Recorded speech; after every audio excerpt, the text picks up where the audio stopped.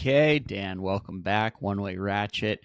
This is a little bit off cycle for us, but something new we're doing with our White Lotus Season 3 production. We've decided to dip into the world of online theories. So Yes. this may become a thing where, we do our linear episode drops on Monday and maybe we pop in for a quick hit later each week to see how these theories that we're going to talk about today have panned out or not. And maybe along the way come up with our own theories. Who knows? We are very much without a net right now. I know that's no surprise to our longtime hardcore listeners. Very little scripted about this whole thing. That's what makes it fun. But in any case, we're going to jump into some theories. And just for some context, Dan, you have researched some theories, and we're going to test them out today. I know nothing about any of these theories. These will all be fresh to me, and we're just going to talk through them. Dan, tell us a little bit about why we wanted to do this. Your weekend with some college kids convinced you. Yeah, well, hey, a college visit will be enlightening in a lot of ways, especially when you start drinking straight tequila at 1 p.m. Mm-hmm, mm-hmm. But you have a few epiphanies, and That's right. you actually get some clarity. So I've been torn on this. I was aware from previous seasons that there were all these theories, this mystery. It's a murder mystery. Yep. Motif, right, with a lot of intriguing characters. It's been like that every season. And so, there's a lot of speculation. And I'm always torn because I think with it is you're either wasting time or you're actually you're being spoiled. And just a blanket warning, I'm going to just say it now, trigger warning. This is hardcore spoilery, this entire episode, right? Who cares? Not that anyone knows anything, but just for just anyone if you're listening now, we're going into speculation and some of this may hit. That's right. Be aware. Okay. That's so right. For that reason, I was reluctant. But then as we started doing the pod and we're getting a lot more listens, we're getting a lot more views on YouTube. By the way, people check out the YouTube, One Way Ratchet, White Lotus. You get to see what we look like. See our handsome mugs. Faces for radio. Look, if we're going to be doing this for real, this is just part of what we have to be all in. We got to be all in. So I relented. And so I went down a few rabbit holes on this. My daughter sent me a few TikToks and I also just you go online, there's all these Reddit threads on the different things. And it's funny when you start doing it after episode 3, right, is you learn how many are already debunked. Right. Right off the bat. Which is a key piece. It's a key piece. So this is a little bit of it's a little bit of a dalliance here because a lot of this is not going to happen. So right, just be aware. Having said that, though, the ones that are still alive, it's a little bit like survival of the fittest. Like these theories haven't been debunked in 3 episodes, so there's some legs to these that we're going to talk about, which I think makes it exciting. And by the way, like this show really lends itself to fan theorization because there's so many storylines, so many sort of complicated twists and connections, and so it's like ripe for that thing. And I actually give us a lot of credit. I heard this great expression the other day. I was talking to someone in an interview, and the person said they said they have strong opinions loosely held, and I love that. I love that idea. And I think that is what we are doing. Like we started this saying, we're never going to look, we're never going to think about it, we're never going to talk about it. And here we are doing it. And I give us credit for that pivot. And I think it'll make it better. It's like rich. It's richer in a way, That's a great term. A lot of people use that in Bitcoin too, frankly. Yeah. And it's about people with an open mind.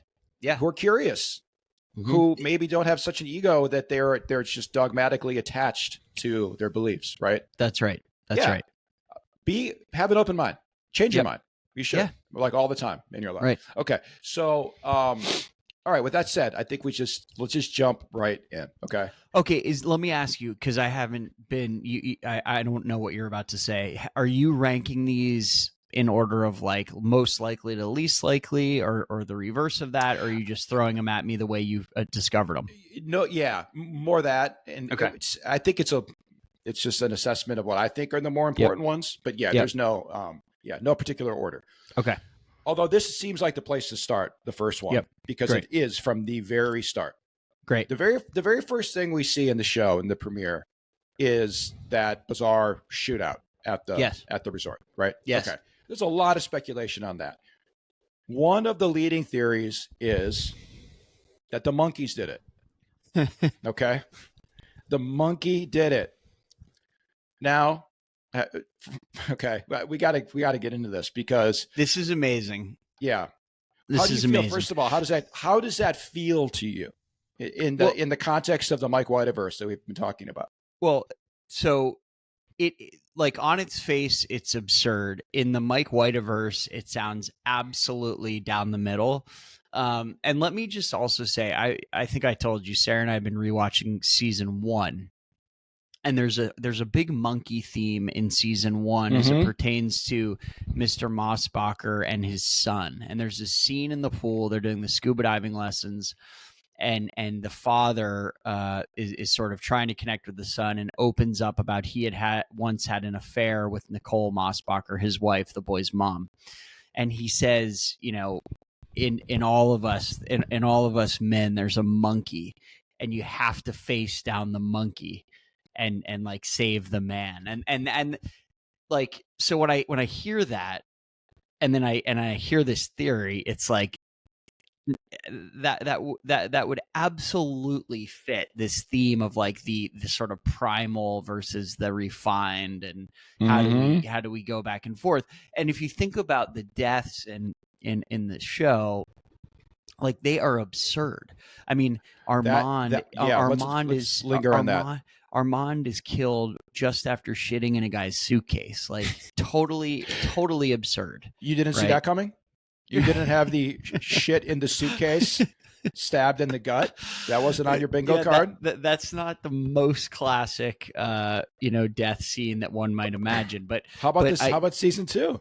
Yeah, remind me of season 2. Like, talk me through it. Oh, the gay shootout, the high end gays. Tanya got a hold of the gun, shot her way out of the yacht. Right, was on her way to safety. She freed herself. Like, way to go, girl! Like, you did it. And then slips on the fucking railing and knocks on her head and dead. Right. Yeah. So totally unexpected, accidental, and by the way, both a little bit dark, noir comedy. Yep. Yeah, you don't laugh out loud on either one, but they were like, it's absurdist, both of them. Absurdist. And so nothing, so here's what we know. We know in this season, the image of monkeys is everywhere.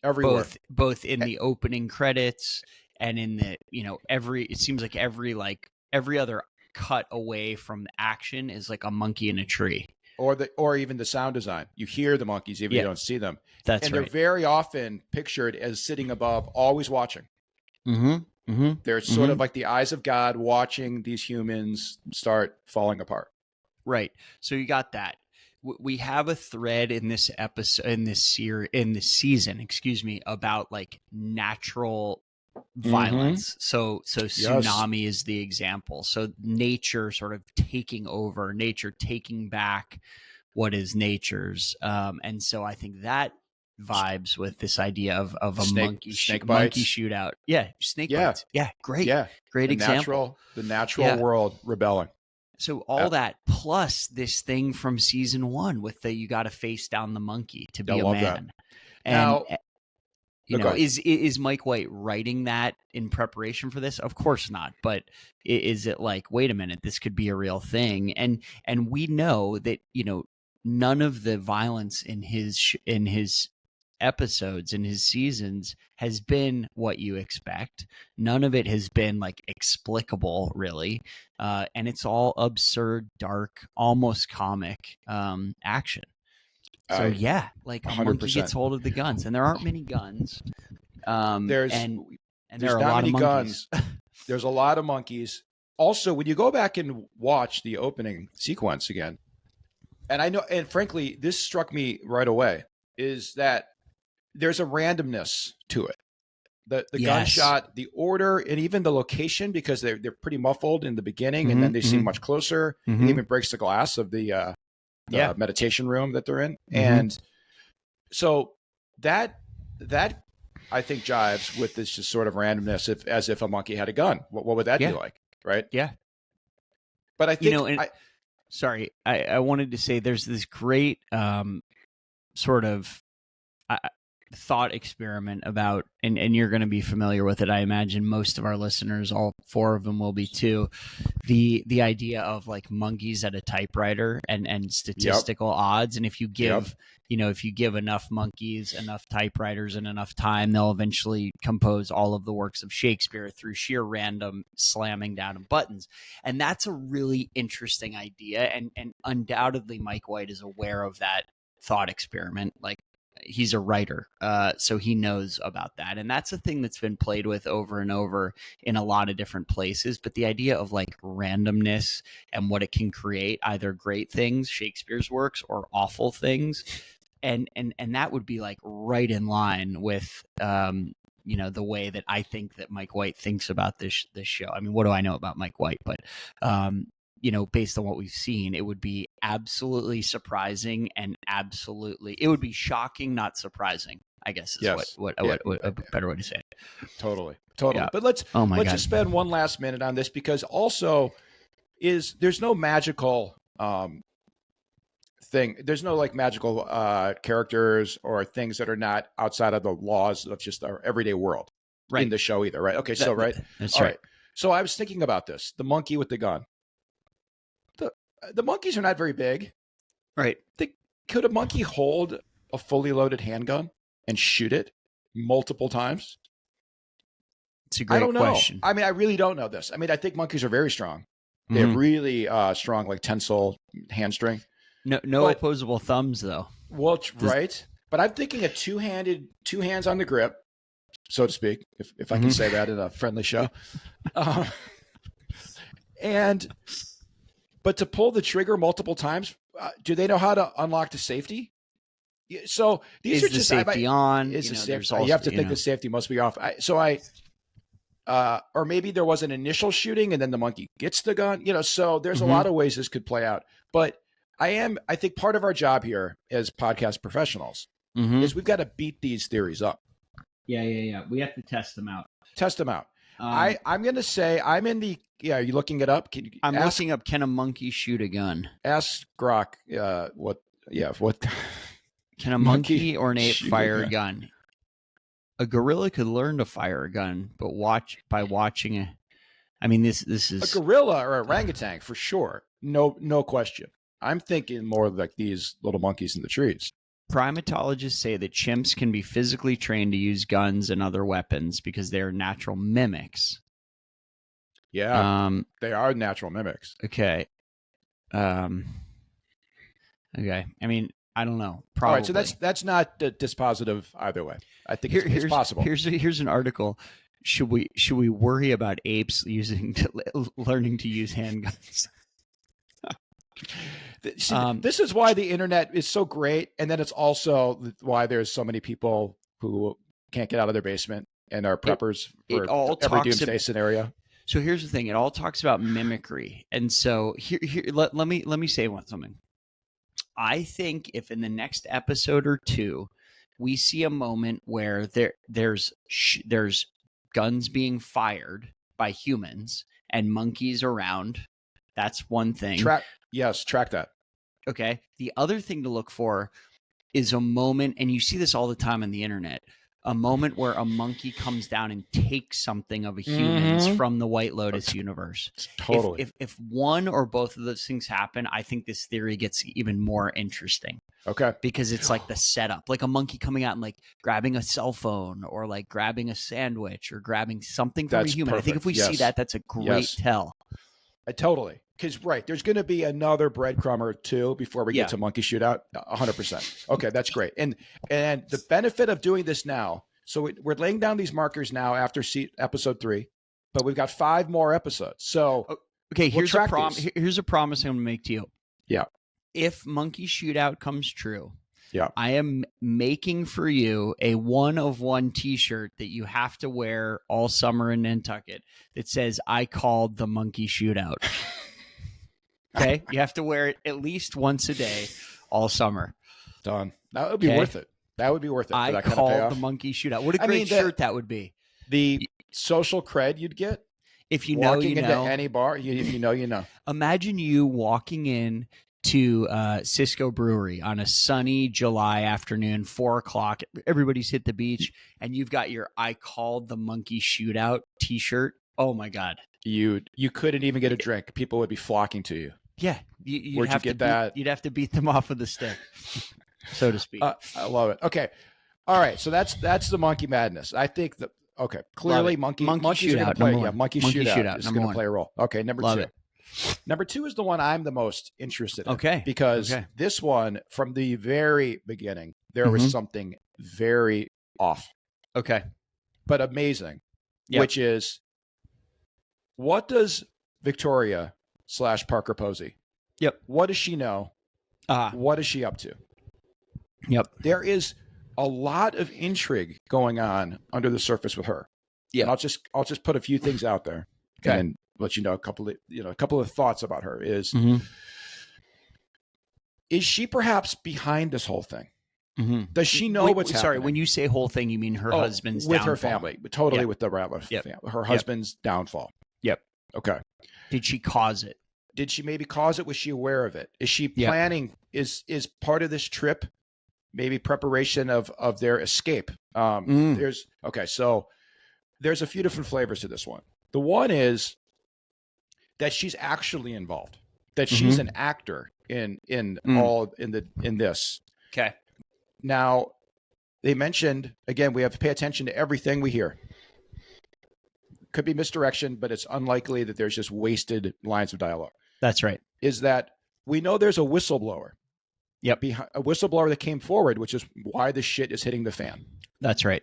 That's an interesting piece of information because you didn't have to say there was a whistleblower. No one would have asked what caused it. Hey, the FBI showed up. No one's going to even ask, oh, why? Yep. Right? Okay. Yep. We know there's this unnamed whistleblower.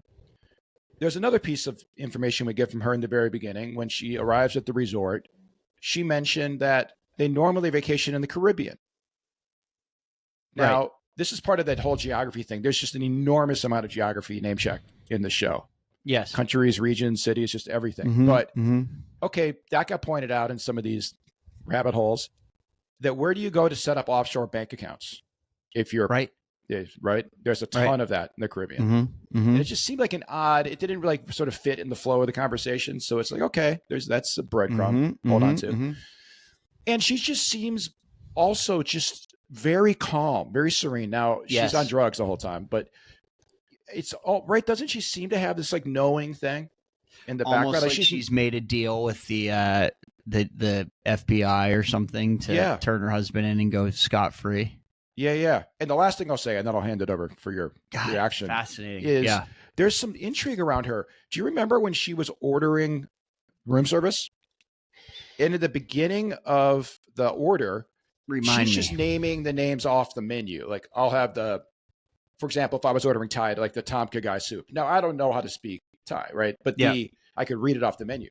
But then by the second half of that order, she's speaking. Like she's actually like saying sentences. Really? And, And it sounds very fluid. She's saying sentences in Thai? In Thai. Yes, I'm sorry. In Thai. Really? On the phone. Go back. I got to go back. Yeah, that's a good one to go back to because, and then finally, the biggest part of this is that incredibly awkward encounter at breakfast with the blonde lady. Right. That made zero sense in any other context. I don't care if you just don't want to be bothered on vacation. She is this obviously wealthy family in North Carolina, socialite, went to UNC. Like she navigates social all the time. Right. You would be like, if anything, you'd be like fake ultra friendly in that Southern charm way. And then it would go away in about a minute or two and like, okay, fine, let it go. But that was so obviously awkward. That's a great point. Okay, so this is wild. I mean, I think there's a lot to. I think there's more to her than meets the eye, and I think the dream sequence at the start of episode 3, the tsunami coming in, heading towards her house, she walks into it as though she's like summoned it in a way, and Exactly. we know that with Tim and the family, the walls are closing in. The FBI is literally at the door, and there's this dream, and then she doesn't tell her family the specifics of the dream, which I think is super. She wasn't 100% honest about the dream which to her is family. which is so interesting, and encouraging her husband to take these pills that she takes, like almost like she's trying to anesthetize him so that he can be prepared for whatever's coming. She knows she's brought down on him. The whole, I wonder, there's this whole bit at the very beginning when that assistant Pam is saying, "Oh, you got to put all of your electronics in the bag," and Tim Ratliff, the dad, is like, "Well, I didn't know about that," and the boys are like, "Oh, you didn't research that part, Dad." And nice research, yeah. And you like wonder if Parker Posey knew about that, like wanting to take them all off the grid for this stretch of time. This just occurred to me. It's exactly what you're saying. Right. Think of the timing of this from Ratliff's perspective. Right. The day that they arrive on the other side of the world at the Digital Detox resort happens to be the day the entire shit hits the fan financially, with the FBI probing his office, and he's not there to defend himself, to do anything. Right. That can't be a coincidence. It can't be a coincidence. The timing of that. It can't be a coincidence, and there is a calmness about her. And yes, she's like pill popping all day, but and by the way, I want to know, like, what is her cocktail of drugs? Oh, she said, it's one of the benzos, Xanax or something. It's like a sister, lorazepam. That's what. Exactly. Yep. So she's on lorazepam all day. Yep. And so that's like, at surface level, that's sort of a funny character trait, a funny quirk. But then as she starts to like push these on her husband, wanting to almost knock him out, so maybe she can be the one with more awareness. The timing of it all, the way that she's always got this sort of wry smile and nothing, doesn't seem to be bothered, and she never really pushed. By the way, if you're on vacation with your family and your partner that you've been married to for, she says it's 20 something years, is like so agitated and on the phone and leaving, and this, you're not going to like dig in more. You're not going to be like, "Well, tell me, honey, like what's going on?" You'd be mad, number one, like the kids are, like the daughter. It's like, Dad, you'd have something. She's like, whatever. And then, they doesn't he sleep through dinner one night, and she doesn't even like try to bring him to, it's like there's something. You're right. And it's not, she's not behaving the way one would think if she's just like a completely innocent, like, what the fuck is, like, you've ruined our vacation by like, you're up all night, you're on the phone, you're stressed out. Right. Then you get to the point of like, honey, please, I'm here. Like, tell me. Yeah. Obviously I'm your there's something. Partner. Yes. Like, right. Now she did say, I guess now it's like beat it up a little. She seemed at the very end of this last episode 3. I think the last line is, "Honey, is something going on?" In her southern drawl. Yeah. And then it's in the track, and then the camera like zooms out. Yeah. He's just like staring. Now that doesn't mean she doesn't know exactly what's going on. She just wants him to tell her. That's another way you could read it.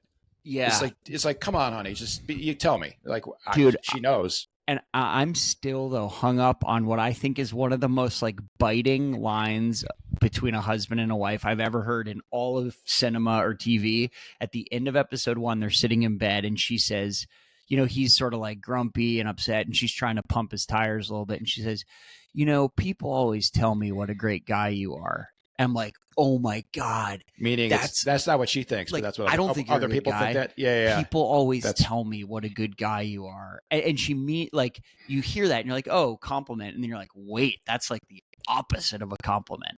That's and I keep going back to that. Like, that was a haunting line, I think, and like so cutting and so biting. I think she also, in that same sequence, said something like, "Oh, don't worry, I already took my pill," or something to the effect of, "Don't worry, we're not going to go through this charade of like having sex." Like I'm already knocking myself out. Yeah, because he said, "Oh, you slept all day. You're going to be up all night." And she said, "No, don't worry. I already took my pill." Maybe it was just that about being up all night. But I read that a little bit. It's like, okay, there's no intimacy between them. They're on vacation. First night in paradise. Like they're almost never in bed together. By the way, like just they were that one time, but like mostly she's in bed, he's up on the phone, he's knocked out on the bed, she's at dinner. So there's ships in the night in that regard. Yeah. And I think there's something too to read into like the disdain between Saxon, who is like the dad clone, and Piper, who's sort of like maybe more like the mom. Like they hate each other, and they're it's really interesting. But I still go back to this. Like people always tell me what a good guy you are. Like that's ouch. Yeah. Also, if you really want to dig a little deeper, there's this. Don't forget who went to Carolina and who went to Duke. That's right. And don't get me started on Duke. Talk about schools that hate each other. Right. That hate each other. Right. And there's I would say there's the general consensus about people who go to Duke. Yep. It's not kind. Right. It's not favorable. One of my favorite grandparents went there and was a diehard, so I can't. All right, that's fair. That's right. I know you root for them in the tourney. I know. I root for them. Oh, that's one of your only flaws, Trent. I've known you for some time, and I've looked closely. I can't find any. That could be the closest thing you have. We to all a flaw. have to have our flaws. Okay. All right. Let's move on because we got a few more here. Yeah. Let's bang through. Okay. Next theory. Yep. Now this one we've talked about a little bit. Okay. We've touched on it. Is that Rick Hatchet? Yep. Is definitely a hitman. Okay. Well, right. The name. Hatchet, Rick Hatchet, man. Totally. Okay. It's like, hello. He told you in the beginning. A lot of the best mysteries, you look back and they're like, oh Jesus, they actually told you the whole thing in the beginning and you just didn't see it.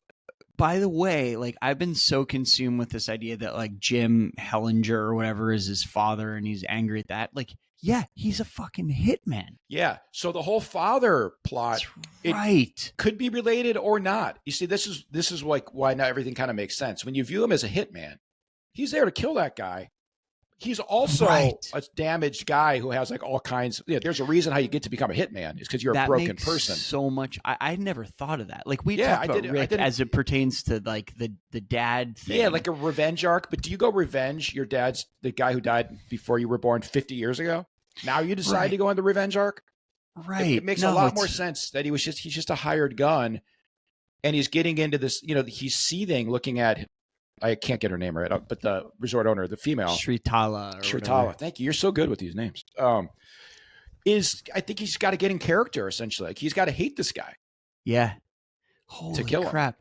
And there's so much about, like, he clearly doesn't want to be there, and he's there because he thinks the mark, Jim, is going to be there, and he finds out day one he's not there. He gets even more pissed. Like, why the fuck does am he I look here? like a guy? What do you think the room rate is at the White Lotus, Thailand? Right. $5,000 a night. Yeah. I mean, if he's there under his own steam, you're going to be enjoying yourself a little bit more than just be this like perma pissed off.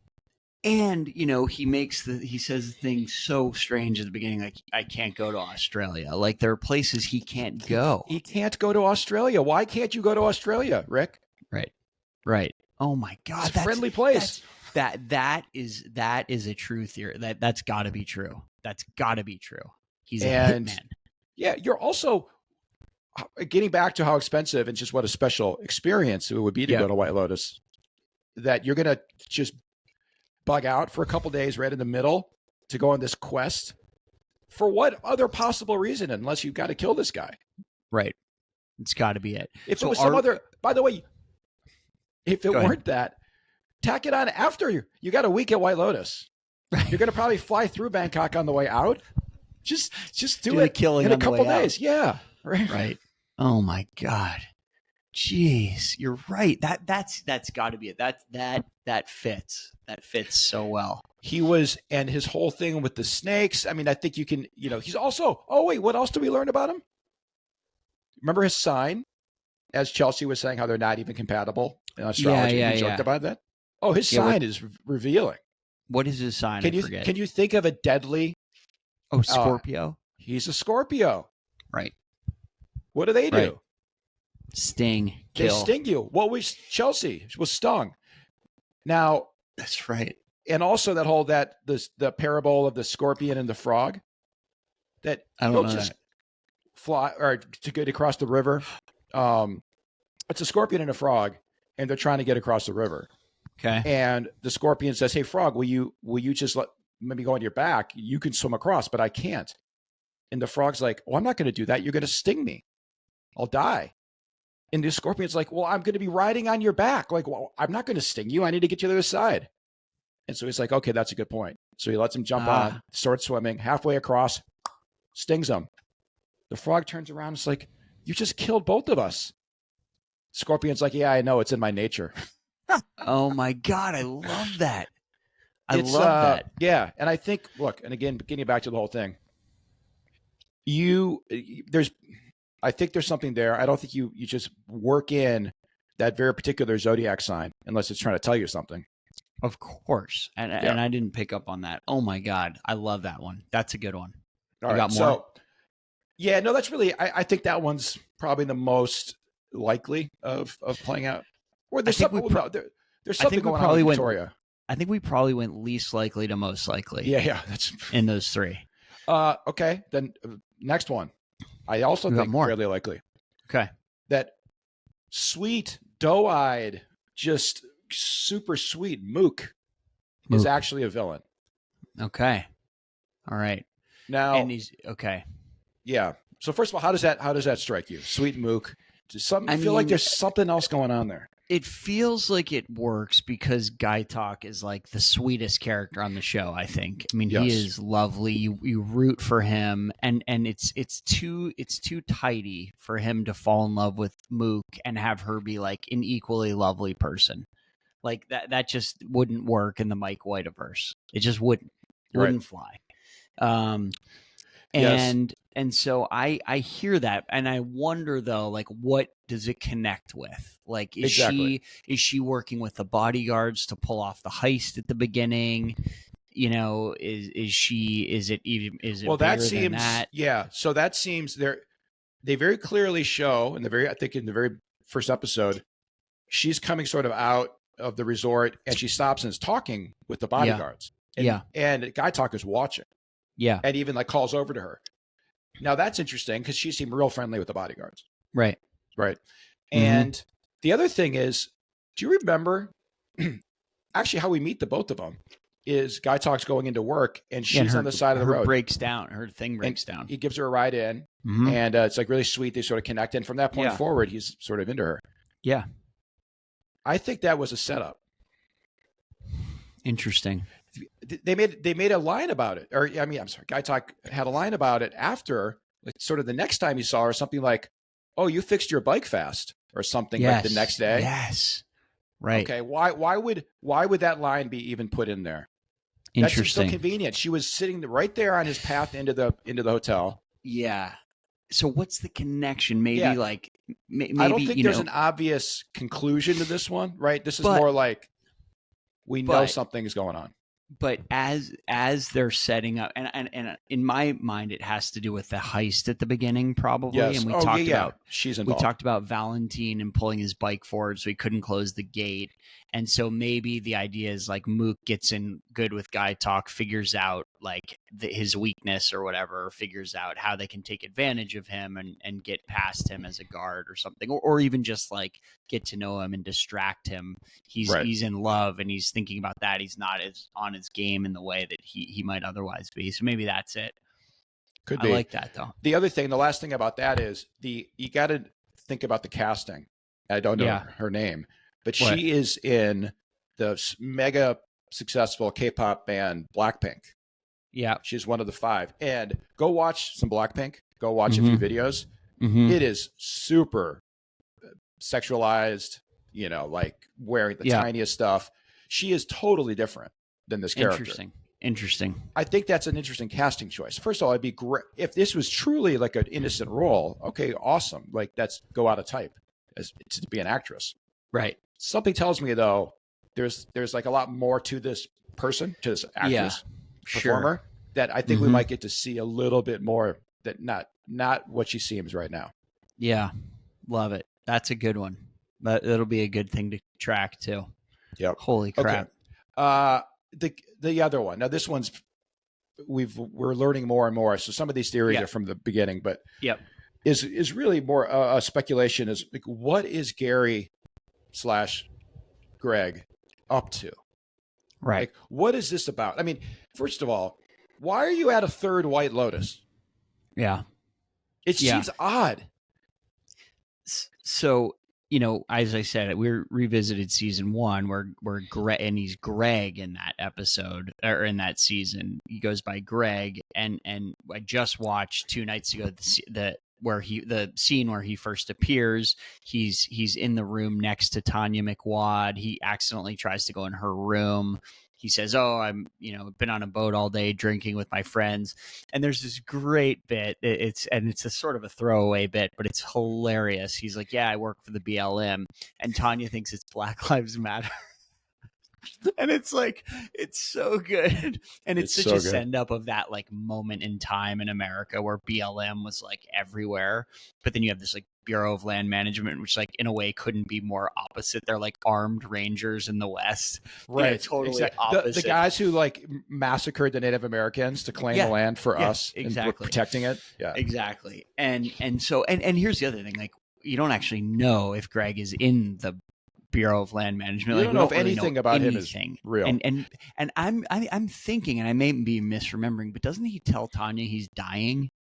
Oh yeah, I think so. Yes. At the end of season 1, he's like, "I'm dying. I have lung cancer or something." So that I think that all goes to maybe that whole thing was a setup.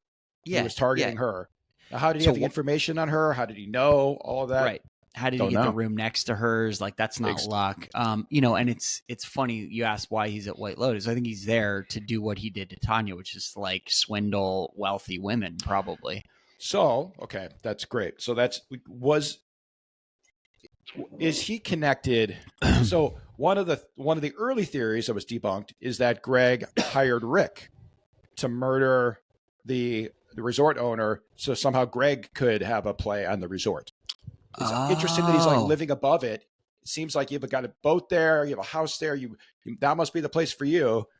This resort is down there. Maybe you have designs on somehow getting control of the resort. But now I think, given their interactions at dinner, how awkward. No, see, I actually think the interactions at dinner undergird that theory. Like they're like, they've got this crazy business murder for hire thing, and then all of a sudden they're sitting at the same table. That would explain how awkward it is. And then it's like, oh yeah, evidence. I saw those 2 guys together, connects them. Like, they probably don't want to be part of anything at all, but because their wives met at the bar, it's like, oh shit, now we're saddled together at this table for dinner, and they don't want to say anything. Goggins finally lit up, and it was an ironic, well, what do you do? Yeah, Gary. Yeah, this and that. Oh yeah, this and that. This and that. It's an honest, or it's a good line of work. I mean, I think that's an interesting one too. Okay, so let's put that on the table. Yeah, you're right. Because they're only forced to do it because of the girls, right? So that's not. They have no desire to be at that table together. And clearly, they both resist it like heavily. Yes, and Gary, it would also explain why his behavior is so odd. Yes, given the whole backstory, you would still, dude. You're incredibly wealthy, and it just wouldn't be acting this way. Okay, all great to track these. And the last thing before we go, Death Watch. That's just a thing everyone's talking about. I think each week maybe we just update it quickly. Who's going to die? Yeah, give me your contender here for who's going to die. I've said Belinda from the beginning. I just think that the proximity with her son at the beginning and his freak out, that might be too obvious though. But it's starting to feel like Belinda to me. And but on the other hand, it doesn't usually fall the way we think it will. No. And so, in light of what you've just said about Rick and being the hitman, I almost wonder if Chelsea's the one who's gonna, she says, when I die, I'm gonna come back and haunt you, or back every multiple time lifetimes. I die. Yeah, multiple lifetimes. That's another one that I've just now thought about because of what you said about Rick. I like it. How about you? I like it. I think Chelsea's a great shout. I think though the problem is in the Mike Whiteverse of it all is it'll be something underwhelming. in a way, or it just won't be like won't be the payoff that you were expecting. Yeah, that's right. So I think I watched it again. It seems like the body has dark hair. Now, even I think almost all the characters in the show, even the blonde ones, if you're in the water and you should see like the back of a head, it would probably seem dark anyway. Yeah. So that's not clear. And obviously they put it on screen for a reason. They knew they didn't give you like too much information. Right. Yeah. All right. Okay. So look, all will be tracked. I think at the end of every show now, I think we do a periodic theory update. Love it. Love it. Good stuff. Can't wait. All right, my man. I'll see you soon. Bye, Dan. Bye.